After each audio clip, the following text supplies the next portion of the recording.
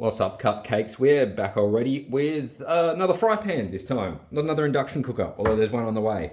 So we've got this fry pan that I've been using for the last week now. We're going to use the good old June induction cooker because I'm pretty certain that it's meant to have steel in it. Yeah, stainless steel base. And I've got a nice cup of brown. Now, it says Tasty, the internet's favourite kitchen. I'm pretty certain it said somewhere as seen on the internet. I don't know, but I thought might as well make sure it was because it's only $20 at Spotlight. And I didn't have any ceramic pans already. I do need another one about this size for eggs. And I don't have any with this sort of lifted handle. So 20 bucks, I thought, yeah, why not? I was actually there to get some cheesecloth and I didn't even end up getting that. So 30 centimeter, dishwasher safe, heavy duty construction, comfort, grip handle, premium non-stick. And that's titanium reinforced ceramic with a stainless steel base.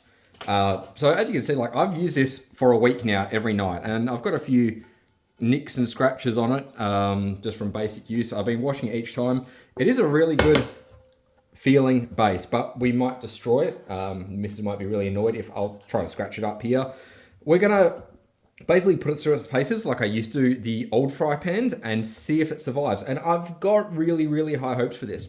First of all, though, if you could, don't forget to like and subscribe because this channel is actually slowly growing still somehow.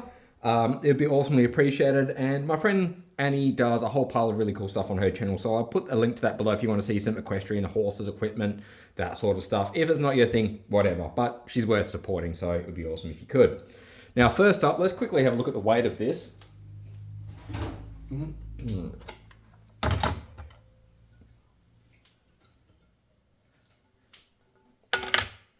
Coming in at 920 grams, which is pretty bloody light. If we compare that to a slightly dirty Kmart 30 centimeter stainless steel, that's 1.4 kilos. So that is going to make a difference. You can see that's got a hefty base on it. This is going to be better for induction, in my opinion, because there's a lot of thermal mass for the heat to transfer, and this is really good for steaks for that reason. But induction also heats up really quickly, so more like a wok, whilst this doesn't have that thick base that will distribute the heat evenly and hold it, which is really good for searing steaks. It will respond quickly to heat applied to it. And depending on how it's made, it might be fairly uniform. So we'll do a little test for that too, because we know that this induction cooker does form a bit of a circle. So first up, let's stick in, well, let's see if, got to turn that on first, and I'll grab some paper towel and we'll stick that in there too. Now, I'm not going to edit this video because I'm lazy as hell. It's a Monday and a public holiday, I just want to get it out, but I will pause in between, so I'll just put up with it. Alrighty, so I've got two half sheets of paper towel in here that I've wet, and we're going to see which way or how they dry out. That'll give us a good idea of what's going on.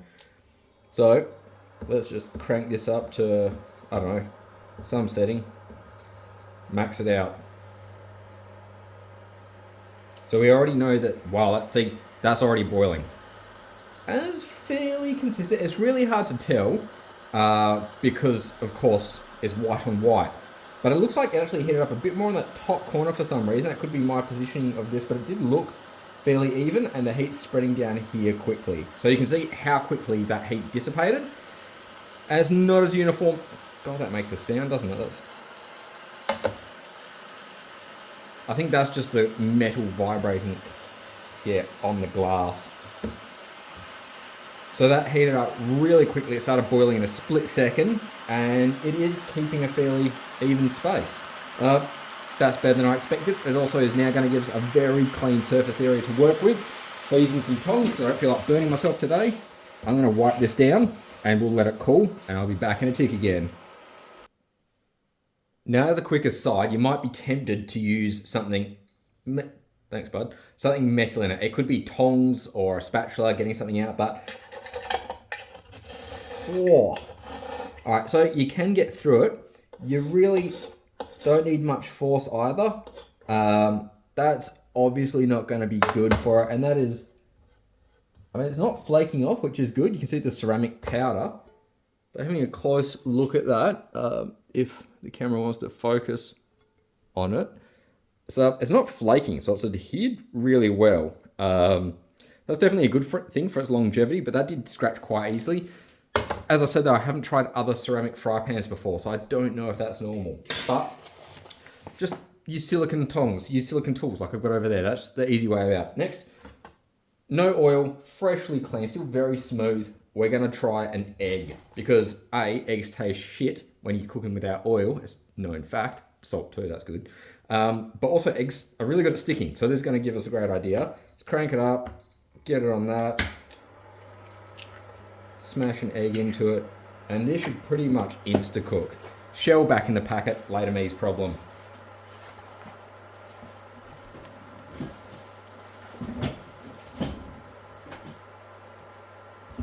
Just gonna center that one a bit more.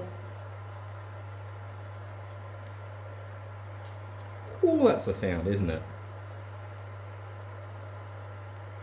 And I'll just put the 30 centimeter universal lid on this so the top cooks a little bit quicker too.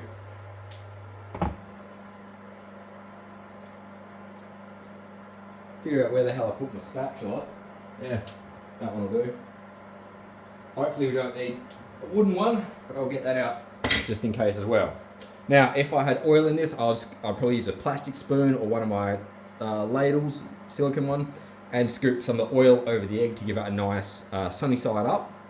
And otherwise, I might flip it if I was just going to do over easy, or just leave the lid on like this. And the lid is going to trap a lot of that heat in there and cook the top pretty well.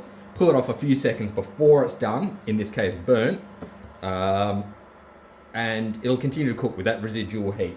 This one definitely needs some more time cooking, but wow. All right, let's see if I can actually get it to flip.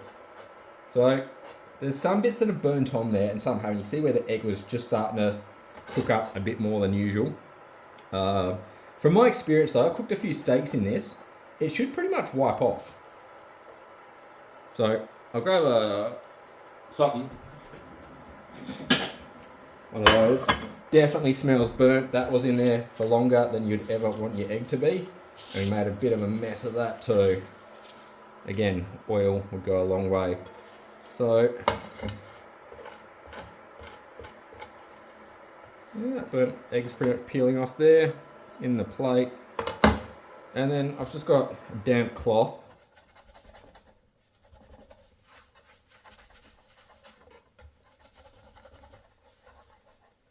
Besides the cloth getting hot quick, and I'm not even using like suds or my kitchen scrubber, that's all wiping off. So it darkened and it hardened. There's all the crap. It darkened and it hardened, but it came off with a literal wipe. Need a little bit of elbow grease, yeah. But you know, you've got a very fine material sticking to a very smooth surface, so that's to be expected.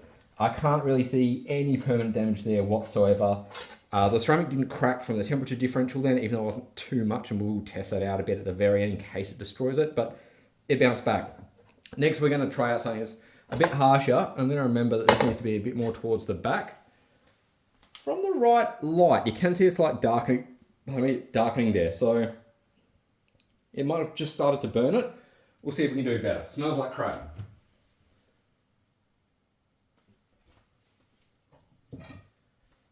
Forgot to pause at that time. Live with it. Here we have some brown sugar. And this stuff is notoriously hard to get back out of a container once it's caramelized. So what I'm going to do is get it all towards one side actually. And I'll make that bottom side, and we're just going to rinse it again, same as before. We'll wait for it to all melt, and then we'll turn it off. We'll wait for it to harden up a bit, and we'll see how hard or how easy we can separate that napalm molasses from the bottom. In fact, bloody egg, all right. Oh, it's already melting. This is not going to be good for this wooden spatch. That's alright. Okay, so you can see here as well that this pan appears, that smoke alarm is going to go off for sure. The pan appears to have a slight bulge in the middle and the liquids are rolling away from it. but not much. If you watched any of my previous videos, we have gone through some pans with much bigger bulges, no pun intended. So I'm still going to give that credit. And whilst we're waiting for this to cool, this handle may not seem like much, but it adds quite a difference. So first of all, your hand's a bit more distance from the danger area, from the action area, from any heat sources. But further to that, you've got a lot more control. So if you're flipping like this, you're flipping from the level at which you want to catch it, essentially, where the walls form. You're not flipping from below. And that little bit of difference actually makes a huge amount of, or has a huge impact on your control of the entire thing. And I never noticed until trying this that so many professional chefs actually have cookware where the handle's up here. One that I've seen a lot of sponsored recently, sponsor me if you want. I don't really care, I'll probably buy one day anyway, but Made in all appear to have that there. So it makes a difference. For 20 bucks, it's probably worth it just for that. We're going to wait for that to cool now. Give us a few minutes. We'll come back once it's chilled out and see how easily it scrapes off or not. All right, that took nearly 10, 15 minutes. I got through some of my drink and I actually forgot I was recording to start with. It's made some really cool patterns though. Sorry about the noise, but yeah, check that out. Looks pretty neat. And I'm not sure why it's done this. Like why it's, yeah, weird. That didn't really stick for shit though.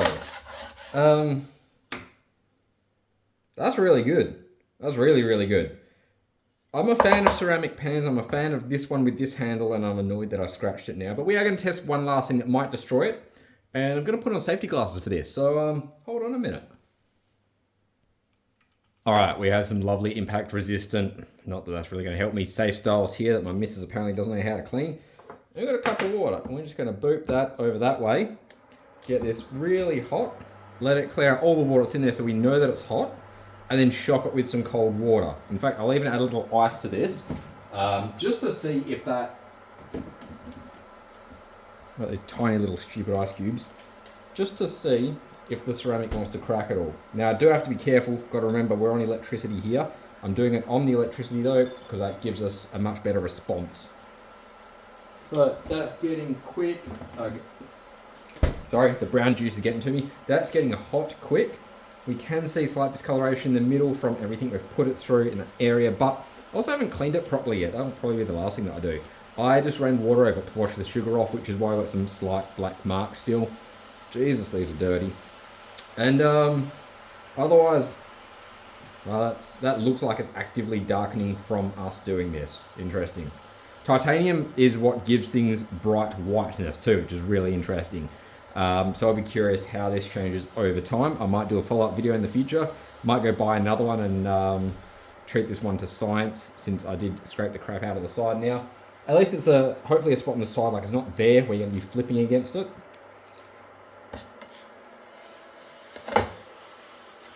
It's interesting that these bits of water on the very edges weren't too keen to nick off. Going to let it get a little bit hotter until it's really not a good idea to be doing what I'm about to do.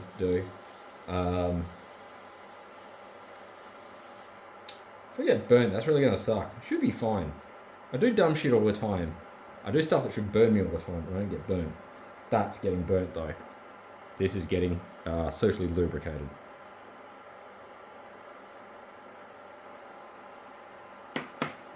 So what I'll do, having thought about it for more than a split second, is actually turn it off at the wall before I chuck the water in. So if it kabooms, I don't know, and water lands back down, not in there, yeah, has a very instant reaction. It's not going to land on 240 volts and turn everything off. Let's quickly do that. So I'd say that must be bloody hot. That is off, and in goes the ice water because I'm dumb as hell. Alright, that gives a very, very clear view of where the hot area is here. That's going to be really important for anything that you're cooking, especially steaks. That depends on a hot area. It's not spreading that heat much, and that explains why that is where it was getting burnt. It's brought the water up to 90 degrees really quickly. It doesn't sound like it cracked at all. I'm going to chuck it straight under the sink now. Use that to clean that off, and just see if I can...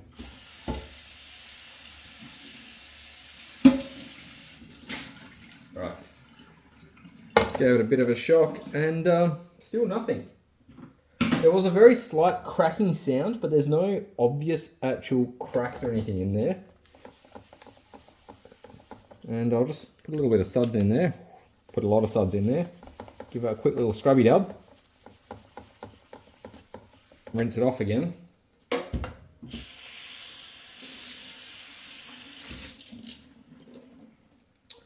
Alright, so we have managed to discolour this slightly by burning the living shit out of the metal, but even dry boiling or dry cooking didn't actually affect it noticeably in a bad way. Like, that finish is still as good as it was when it started. The only damage we've done so far is with metal on metal. I mean, I think that's purely cosmetic. It doesn't even seem to be on the surface, and it might even come off over time with cooking a few more things on it. So I'm going to give this fry pan a solid like 8 or 9 out of 10, especially for 20 bucks. I mean, raised handle, cheap as shit, available locally, looks pretty, really resistant to anything sticking to it. Good size too, probably really good rounded corners for doing eggs in. Fully support this fry pan. Hope you guys learned something from that. If you have any more tests you want to see, curiosities about cheap ass fry pans, induction cookers, anything like that, or if you have a dumb idea for me to reproduce like this, let me know. I'm all ears. Till then, take it easy. Don't forget to like and subscribe, and have a fun rest of the long weekend. See ya.